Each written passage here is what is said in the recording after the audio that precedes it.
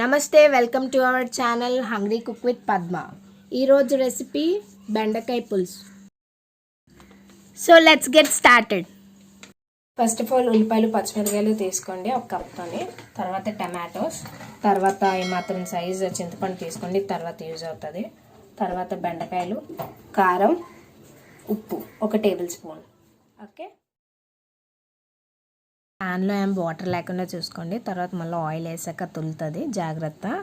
Next ప్యాన్లోని oil వేసి heat చేయండి.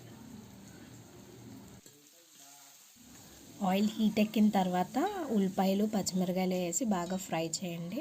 ఇప్పుడు మీరు ఏ రెసిపీ చేసినా ఉల్లిపాయలు కొంచెం లైట్ బ్రౌనిష్గా ఎగితే పర్ఫెక్ట్గా వస్తుంది రెసిపీ. చూసారు కదా, ఆనియన్స్ లైట్ బ్రౌనిష్గా ఎగాయి. తర్వాత కొంచెం ఫ్రై చేయండి. ఆ తర్వాత టమాటోస్ వేయండి, దాన్ని కూడా ఫ్రై చేయండి.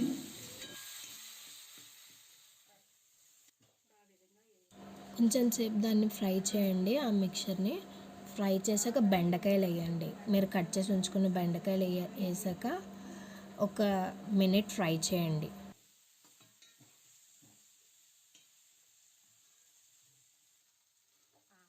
వన్ అండ్ హాఫ్ స్పూన్ కారం వేయండి ఆ ఇంగ్రీడియంట్లో.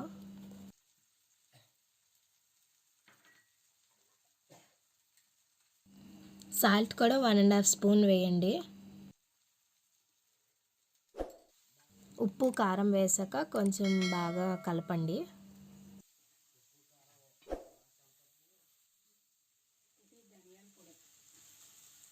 మిక్స్ చేసిన తర్వాత ధనియాల పొడి వేయండి.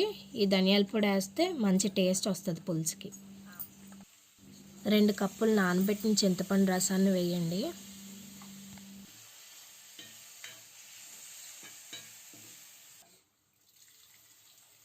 పులుసు దగ్గరగా మరిగించుకోండి, అప్పుడైతేనే మంచి టేస్ట్ వస్తుంది అన్నమాట పులుసుకి.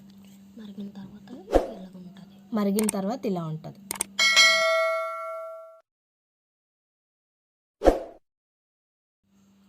ఇప్పుడు ఎంతో టేస్టీ అయిన బెండకాయ పులుసు రెడీ అయిపోయింది.